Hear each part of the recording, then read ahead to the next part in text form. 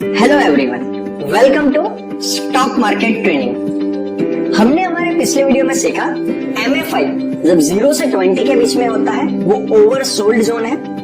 MFI 20 से 80 के बीच में नॉर्मल जोन में है और MFI 80 से 100 के बीच में ओवरबॉट जोन में होता है।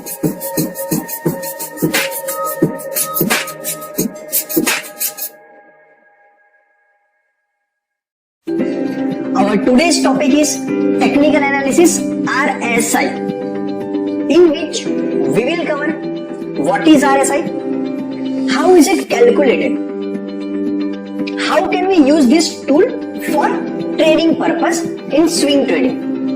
Now what is RSI? RSI means relative strength index। ना ये कोई प्राइस है ना ये कोई फ्लो या वॉल्यूम है, ये शो करता है strength relative to past 14 period. पिछले 14, अगर हमने 1 डे की कैंडल सिलेक्ट करी है तो पिछले 14 दिनों के अंदर स्टॉक की स्ट्रेंथ कैसी रही है, अपवर्ड है या डाउनवर्ड है।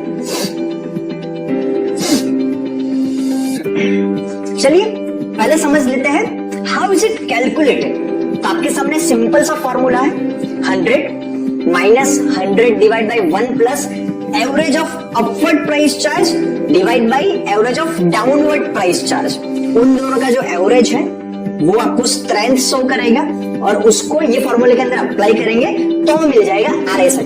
डेफिनेटली स्टॉक मार्केट एक प्रैक्टिकल इन्वेस्टिंग स्किल है, तो थियरी हमारे लिए ज्यादा इंपॉर्टेंट नहीं है, सीधा हम समझते हैं प्रैक्टिकली कि कैसे हम RSI को यूज कर सकते हैं ट्रेडिंग के लिए, for intraday, for swing, for long term. अब जहां भी चाहो वैसे। अगर आप स्टडीज में यहां पे जाओगे और यहां पर RSI लिखोगे तो आ जाएगा ये, और यहां पे अगर आप सेटिंग में जाओगे तो आपको दिख जाएगा वो 14 पीरियड दिखाता है। यहां पर मैं 70 को ओवरबॉट जोन कर देता हूं और 30 को ओवर सोल्ड जोन कर देता हूं। जनरली ब्लू चिप स्टॉक्स के लिए ये ऐसे ही वर्क करेगा। जैसे हमने सीखा था MFI के अंदर मनी फ्लो इंडेक्स, उसी तरीके से RSI। दोनों को कभी साथ में यूज नहीं करना है, या तो आप RSI को यूज करो या तो आप मनी फ्लो इंडेक्स को यूज करो। अब ये सिलेक्ट कैसे करना है वो आपके एक्सपीरियंस के ऊपर है। अगर तो आपको RSI ज्यादा सुटेबल है then you can go with RSI।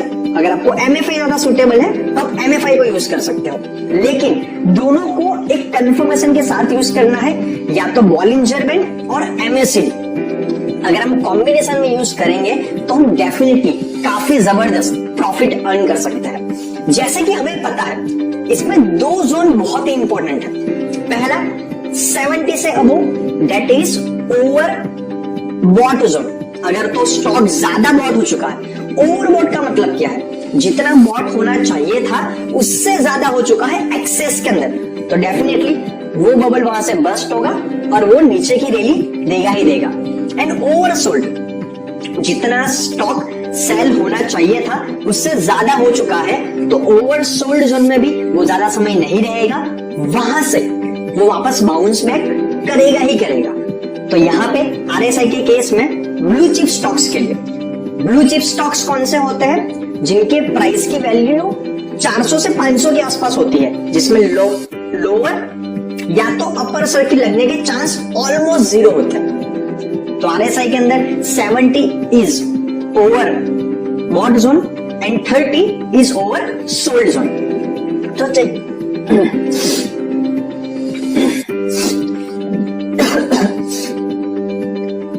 तो चलिए समझते हैं MACD एंड RSI को कॉम्बिनेशन में यूज करके हम कैसे ट्रेड ले सकते हैं। अगर तो यहां पे मैंने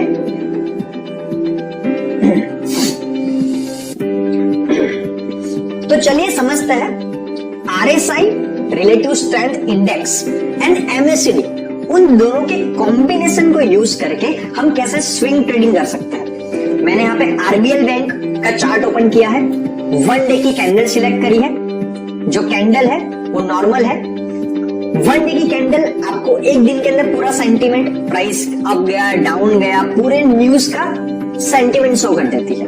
तो जैसे अगर हम यहाँ पे देखेंगे तो यहाँ पर MACD ने बियरिश क्रॉस ओवर दिया है, और जैसा हमें ऑलरेडी पता है कि MACD is a lagging indicator, तो वो थोड़े लेट आपको सिग्नल देता है, और RSI वो लीडिंग इंडिकेटर है। तो अगर हम यहाँ पे देखेंगे तो RSI शो कर रहा है कि वो 70 से ऊपर ऑलरेडी जा चुका है, दैट इज ओवरबॉट जोन।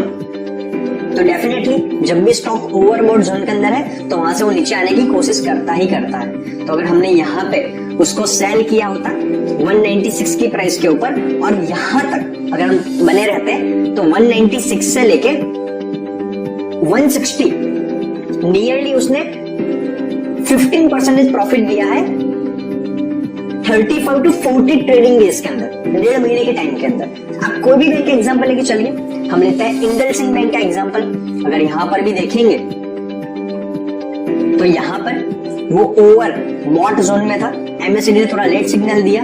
अगर तो हम यहां पर उसको सेल करते और यहां तक हमारा प्राइस का मूवमेंट रहता तो वो 700 से लेके 500 अप्रोक्सीमेटली 30% प्रॉफिट हुआ है आपका 1 महीने के अंदर। चलिए हम और एग्जांपल लेते हैं, आप कहीं पर भी इसको अप्लाई कर सकते हो। मैं यहाँ पे 2-3 एग्जांपल ले रहा हूं, लेकिन आपको प्रैक्टिस करना बहुत जरूरी है। ये प्रैक्टिकल स्किल है, जितना ज्यादा आप टाइम स्पेंड करोगे चार्ट के ऊपर, स्क्रीन के ऊपर, उतना ज्यादा आप अर्निंग कर पाओगे।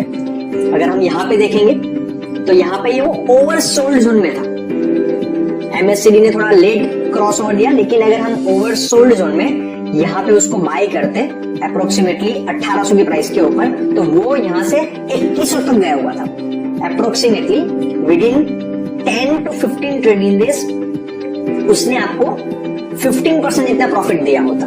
जब भी एग्जिट करनी है, देखो एंट्री हमें कोई भी टूल बता देगा, वापस से मैं रिपीट करना चाहूंगा, एग्जिट 2 चीज पे डिपेंड करती है। जब आप एंट्री करते हो देन एक एक्सपेक्टेड प्रॉफिट आप दिमाग में पहले फिक्स कर लीजिए, इतना प्रॉफिट लेके मैं एग्जिट कर दूंगा, ये सबसे बेस्ट स्ट्रेटेजी होती है।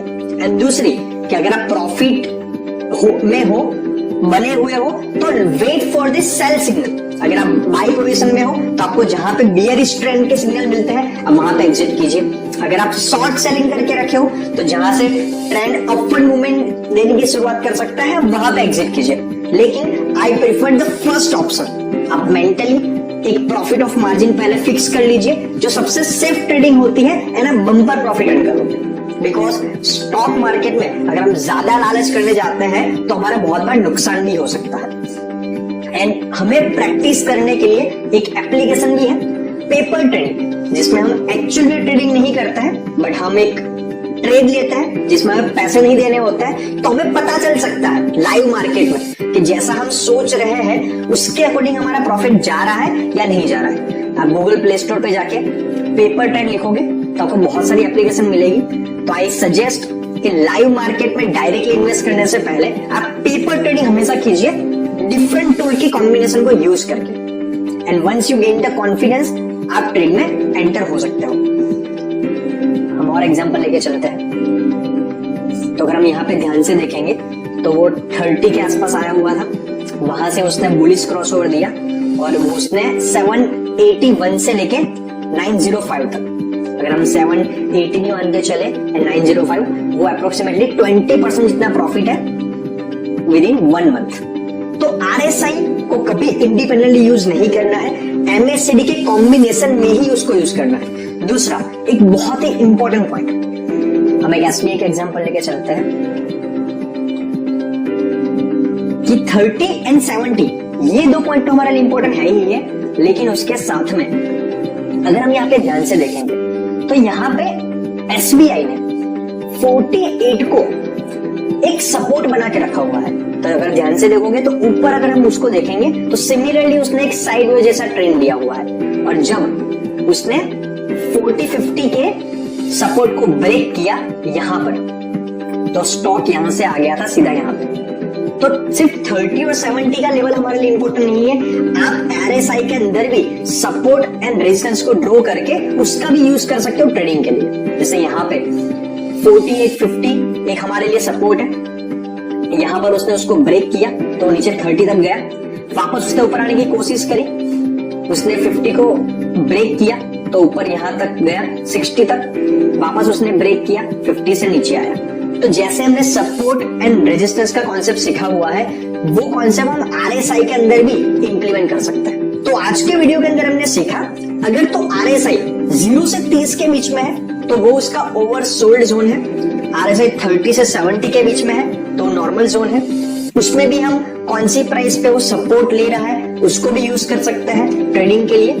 एंड RSI 70 से 100 के बीच में है तो वो ओवरबॉट जोन के अंदर है। तो आज की वीडियो में इतना ही, मिलते हैं नेक्स्ट वीडियो में। Thank you very much.